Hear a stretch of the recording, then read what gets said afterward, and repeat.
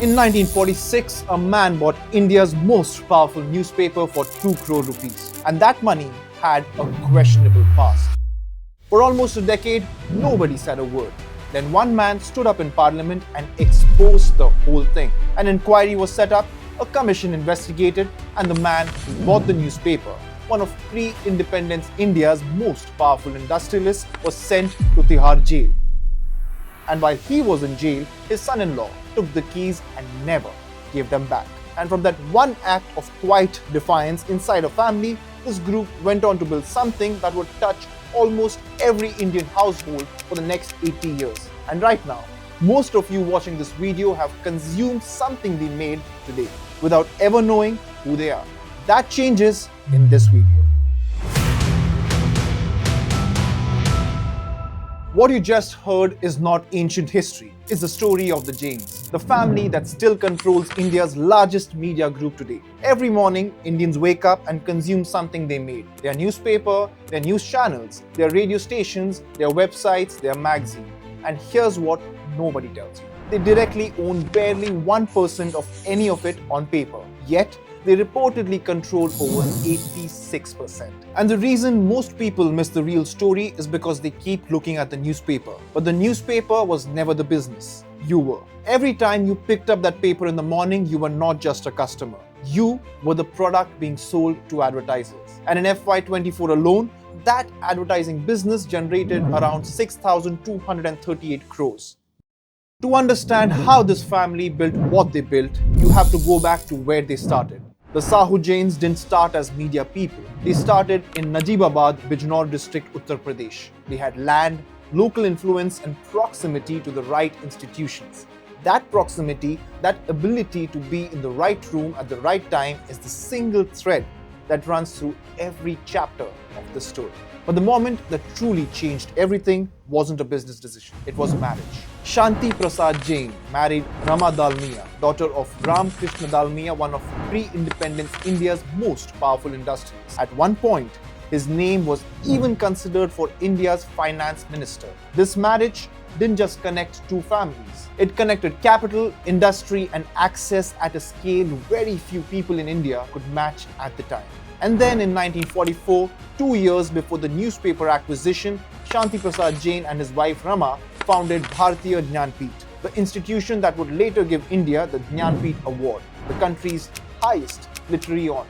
That wasn't just philanthropy, that was cultural legitimacy, a seat in rooms where ministers, poets and policymakers all pretend they aren't negotiating power, but they are. And the Jains understood that game completely. Fast forward to 1946, India is becoming independent. The British are leaving. Ramakrishna Dalmia bought Bennett Coleman Company from its British owners for around 2 crores, the publisher of the Times of India. But in 1947, Vivian Bose Commission later found Dalmia engineered the funds transfers through a bank and an insurance company he chaired. He used depositors' money, policyholders' money, money that wasn't his to use in the first place. For almost a decade, it stayed buried. But then in December 1955, Firoz Gandhi, Jawaharlal Nehru's own son-in-law, stood up in the Lok Sabha and exposed everything. Nehru ordered an inquiry and Ramakrishna Dalmia was convicted of embezzlement and fraud, for which he was sentenced to 2 years in Tihar jail. For most of his jail term, the man running Bennett Coleman was his son-in-law Shanti Prasad Jain. When Dalmia got out and tried to take control back, Jain refused. Dalmia had even mortgaged Bennett Coleman to Jain during imprisonment to repay debts. The leverage was already gone. Dalmia was out. The Jains were in. Once they had control, BCCL expanded fast.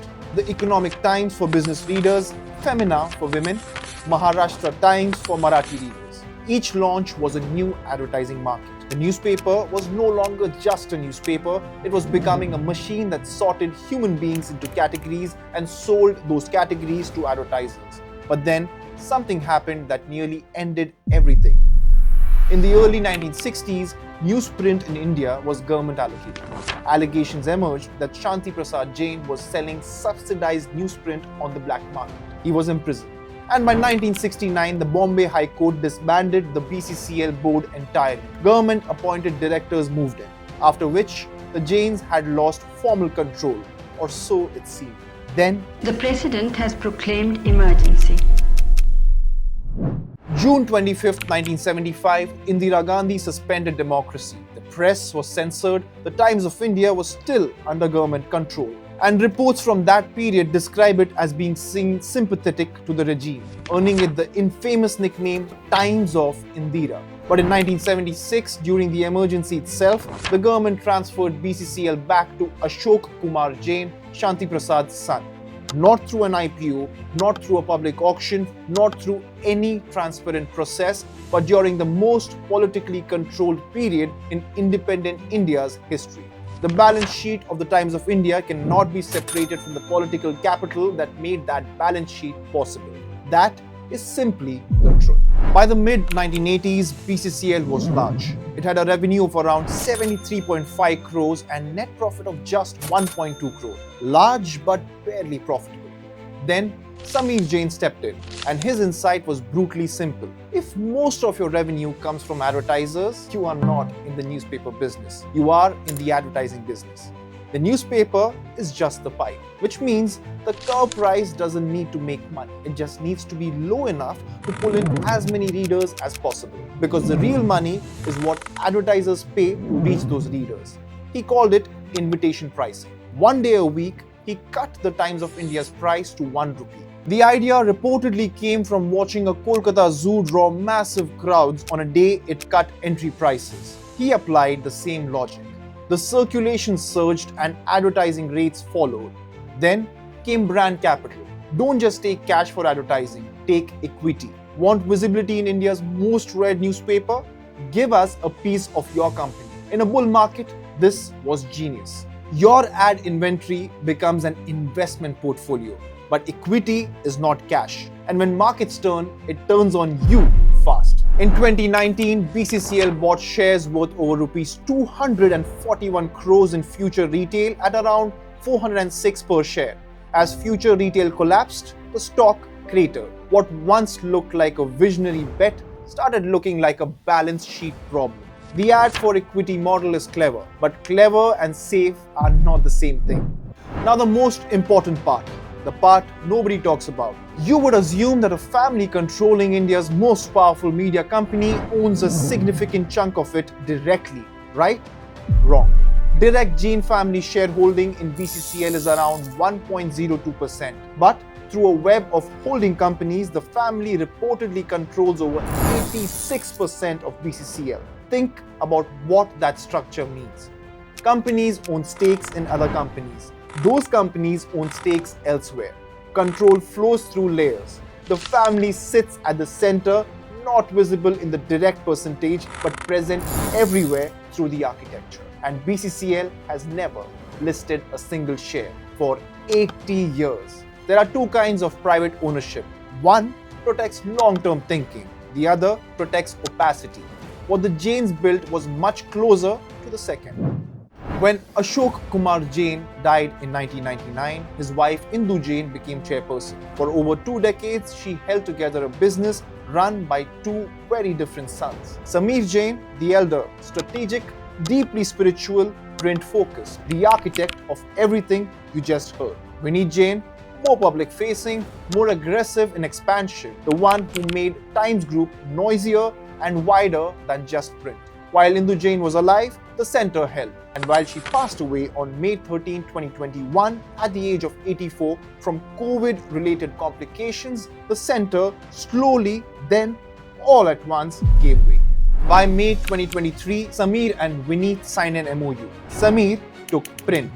Vineet took broadcast, radio and entertainment. Now, because print was a larger cash flow business, Vineet reportedly received a rupees 3,000 crore equalization payout. And then in March 24, 2026, a consortium, Aditya Birla Group, the Times of India Group, Bolt Ventures and Blackstone acquired 100% of Royal Challengers Bengaluru from United Spirits for 16,660 crores, approximately $1.78 billion. Both the men's IPL and women's WPL franchisee teams, reigning champions at the time of the deal. And Satyan Gajwani, Samir Jain's son-in-law, will serve as vice chairman of the franchisee. Now step back and look at this through the right lens. A newspaper reader spends 5 minutes with a page. An RCB fan spends an entire season with the brand. This is the new media math. And the Jains want to own that attention just as completely as they once owned your morning. So what is the real lesson? They entered BCCL through marriage, a scandal and a prison sentence. They turned a newspaper into an advertising machine.